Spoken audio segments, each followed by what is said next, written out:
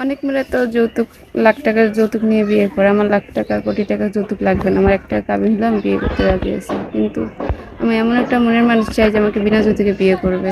আমার মা মামির কাছে বড় হয়েছি, তারা যৌতুকের জন্য আমাকে বিয়ে দিতে পারছে না। আসসালামু আলাইকুম আপু। ওয়ালাইকুম আসসালাম। আপু আপনার নাম? ইতি। ইতি। দেশের বাড়ি কোথায়? ফরিদপুর। ফরিদপুরে। ফরিদপুর কোথায়? গলমারি। বলমারি। আচ্ছা আপু, আপনি তো বাবা মা নেই না? না। বড় হয়েছেন কার কাছে? মা মামির কাছে। মামা মামির কাছে। আচ্ছা, তাদের ব্যবহার কিরকম? আপনাদের ভালোবাসা আদর করে?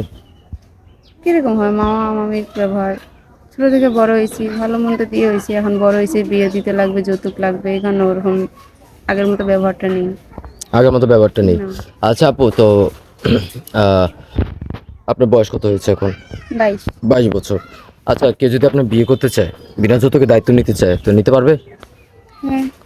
তো আপনি তো যৌতুক দিতে পারবেন না, না। তো বিনা যৌতুকে দায়িত্ব নেওয়া লাগবে। জি। আচ্ছা, এরকম লোক তো অনেক ভাই আছে যাদের স্ত্রী মারা গেছে, বাচ্চা কাচ্চা হচ্ছে না, দেখাশোনার জন্য রাখতে পারে।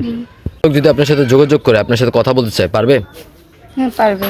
তো আপনার সাথে যোগাযোগের মাধ্যমটা কি? আপনাদের মাধ্যমে। সুপ্রিয় দর্শক, ইতিমধ্যে দেখতে পাচ্ছেন স্ক্রিনে একটি নাম্বার, এই নাম্বার ইমো হোয়াটসঅ্যাপ খোলা আছে। আপনার নাম হচ্ছে ইতি। কেউ যদি ওনাকে বিয়ে করতে চান, দায়িত্ব নিতে চান, অবশ্যই ডিসপ্লেতে দেওয়া নাম্বারে আমাদের সাথে যোগাযোগ করবেন। আমরা যোগাযোগ করে দিব, কথা বলে দিব। আপু ভালো থাকবেন। আসসালামু আলাইকুম। ওয়ালাইকুম আসসালাম। আসসালাম।